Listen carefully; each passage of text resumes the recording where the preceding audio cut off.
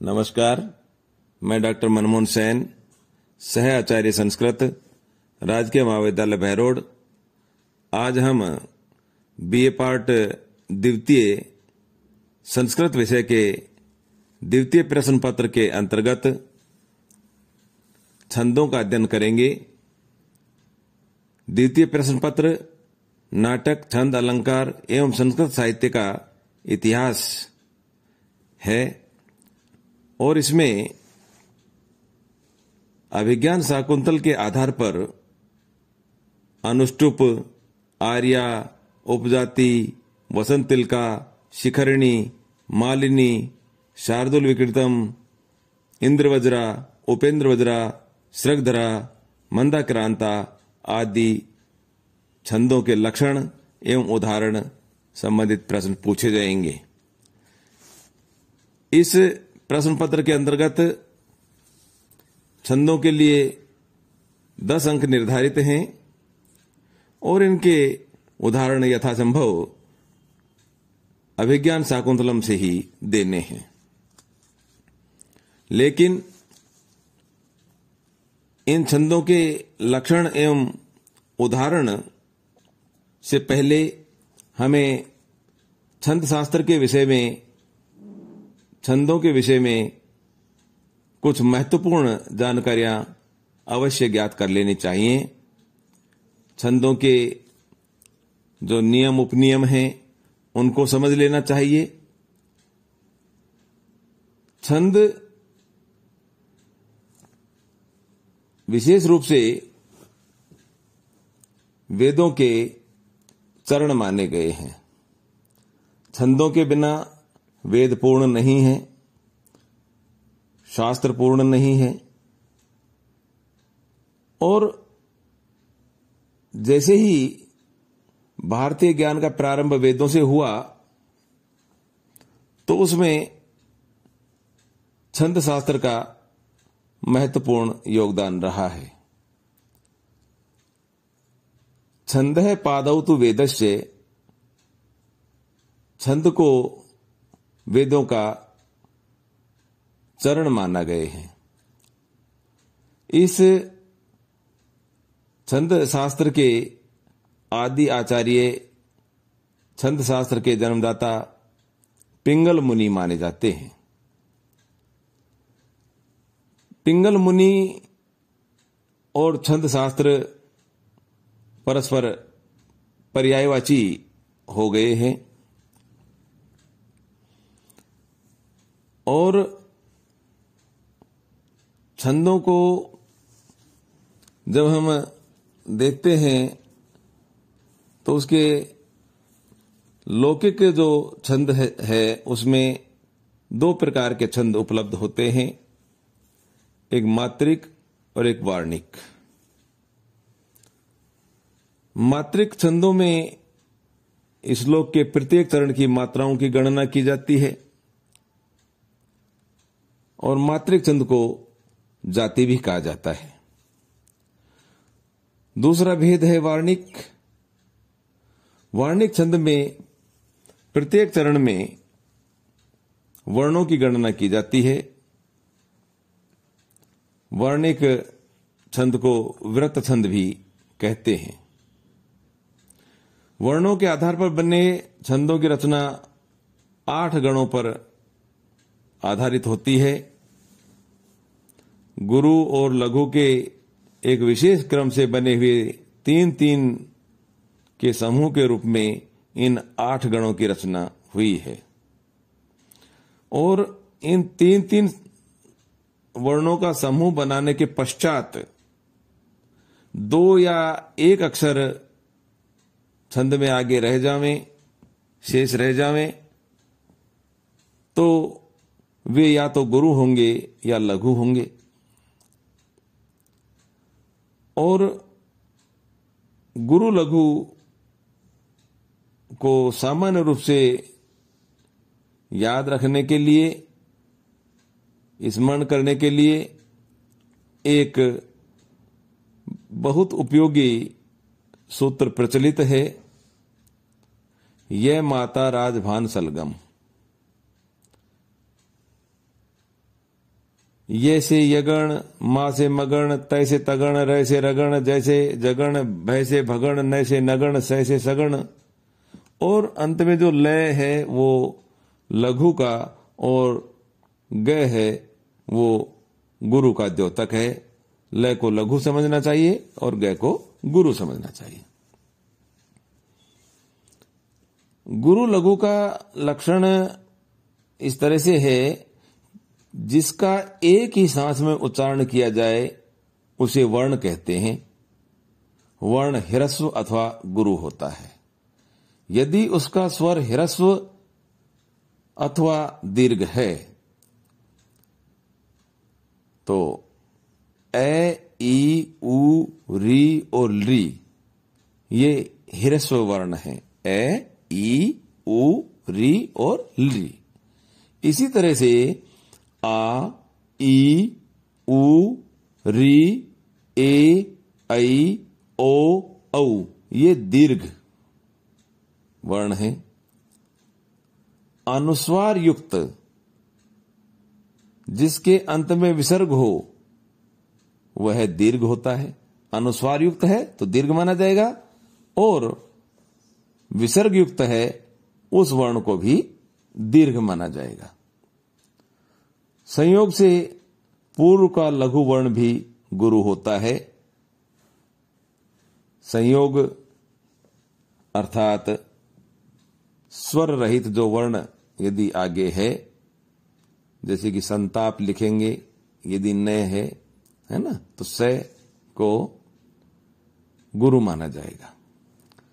और पाद के अंत में यदि लघु वर्ण हो तो विकल्प से लघु का यदि प्रयोजन हो तो लघु मान लिया जाता है, गुरु का प्रयोजन हो तो गुरु मान लिया जाता है। कहने का तात्पर्य यह हुआ, यदि छंद की पूर्ति के लिए लघु गुरु वर्ण है, यदि गुरु वर्ण है छंद में, श्लोक में, मंत्र में, और वहां पर हमें छंद की पूर्ति के लिए उसे लघु मानना होगा तो गुरु को भी हम लघु मान लेते हैं। इसी तरह से यदि छंद के अंत में कोई लघु वर्ण है और वहां छंद की पूर्ति के लिए उसे गुरु मानना चाहिए तो उसे हम गुरु भी मान सकते हैं। ये वैकल्पिक व्यवस्था है। इसमें जो ये माता राजभान सलगम जो सूत्र है वो विशेष रूप से स्मरणीय है। इसके लिए एक श्लोक प्रचलित है जो कि आपके इसमें पाठ्यक्रम में लिखा हुआ है। सानुस्वारश्च दीर्घो विसर्गश्च गुरुर्भवेत वर्ण है संयोग पूर्वश्च तथा पदांत गोपिवा। जो मैंने बातें अभी आपको बतलाई, अनुस्वार युक्त हो वह दीर्घ माना जाएगा, विसर्ग युक्त हो वह भी दीर्घ माना जाएगा। गुरु मान, दीर्घ और गुरु एक ही बात है, लघु और ह्रस्व एक ही बात है। वर्ण संयोग पूर्व का जो वर्ण होगा वह भी गुरु माना जाएगा, और पद के अंत में लघु को गुरु मान लिया जाता है, गुरु को लघु मान लिया जाता है। ऐसा इस सूत्र का विधान है। जो इसमें मात्राएं होती हैं उसमें आप देखते हैं कि जो टेढ़ी पाई है जो अंग्रेजी के एस वर्ण की तरह है वह गुरु का द्योतक है, और जो खड़ी पाई है वह लघु का द्योतक है। ह्रस्व वर्ण की एक मात्रा होती है और गुरु की दो मात्राएं होती हैं। जो अपवाद नियम वो है उनमें लघु वर्ण भी गुरु मान लिया जाता है। अनुस्वार, विसर्ग और संयुक्त अक्षर के पूर्व का लघु वर्ण भी गुरु माना जाता है। अनुस्वार युक्त, विसर्ग युक्त और संयुक्त अक्षर के पूर्व का वर्ण लघु होते हुए भी गुरु माना जाता है। पाद के अंत में लघु वर्ण को भी विकल्प से गुरु मान लिया जाता है, जो कि पहले बतलाया गया, और गुरु को लघु मान लिया जाता है। यदि छंद की पूर्ति के लिए आवश्यक हो तब पद के अंत में लघु को गुरु और गुरु को लघु भी मान सकते हैं। भले ही वह गुरु वर्ण है लेकिन उसको लघु मान लिया जाता है छंद की पूर्ति के लिए। गण का जहां तक सवाल है, 3 वर्णों के समूह को गण कहते हैं। ये गण 8 हैं, जो कि आपको लक्षण में बतलाई गई। यह माता राजभान सलगम में, यह का यगण, यह माता, यह लघु है, मां दीर्घ है, गुरु है, और ता भी गुरु है। तो लघु गुरु गुरु इस क्रम से यगण हुआ।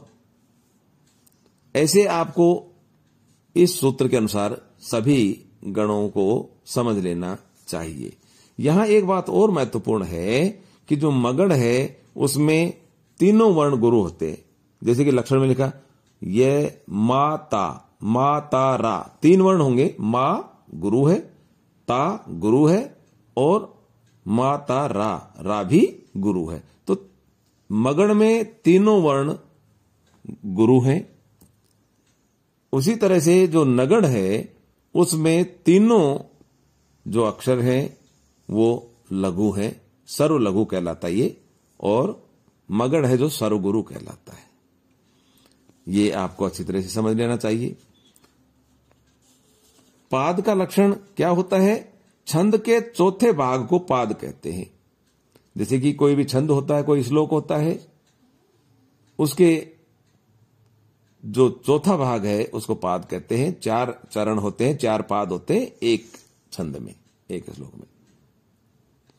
तो पाद और चरण एक ही पर्यायवाची हैं दोनों। और इसमें और महत्वपूर्ण बात है भाई, जो लय के साथ में पढ़ा जाए तब वो गति होती है, और यदि कहीं पर विराम दिया जाता है तो उसको यति कहते हैं। श्लोक को पढ़ते हुए सुनने में माधुर्य लाने के लिए जो कहीं पर रुका जाता है ना, तो उसे यति कहते हैं। जहां पर रोका जाता है उसे यति स्थान कहते हैं, माधुर्य लाने के लिए। यति स्थान प्रत्येक छंद के नियत हैं, जो कि छंद के लक्षण में बतलाए जाते हैं। इसी तरह से जो वृत्त भेद हैं, तो पद्य सामान्य रूप से 4 पदों में निर्धारित होता है, निर्मित होता है। संस्कृत में पद्य का आधार मात्राओं तथा अक्षरों का परिणाम होता है। अक्षर अथवा मात्राओं के आधार पर निर्मित पद्य व्रत अथवा जाति कहलाता है। और वह व्रत तीन प्रकार का होता है: समव्रत, अर्धसम और विषम। इनमें से जिस छंद के चारों चरण समान लक्षण से युक्त हों उसे समव्रत कहते हैं। चारों जो चरण होते हैं, प्रत्येक चरण में समान मात्राएं होती हैं, वो समव्रत कहलाएगा। जिस छंद का प्रथम और तृतीय जो चरण है, जो 4 चरण होते हैं, उसमें से पहला चरण और तीसरा चरण, दूसरा और चौथा चरण समान होते हैं तो उसे अर्धसम कहते हैं। यदि चारों चरण समान हो तो समव्रत हो गया। यदि पहला और तीसरा समान है, दूसरा और चौथा समान है, तो उसे अर्धसम कहते हैं। और जिस छंद के चारों चरणों के लक्षण परस्पर भिन्न हो, अलग अलग हो, उसे विषम व्रत कहते हैं। ये एक छंदों का सामान्य परिचय है। इसके बाद अगले व्याख्यान में आपको प्रत्येक छंद का लक्षण और उदाहरण स्पष्ट करके समझाएंगे। धन्यवाद।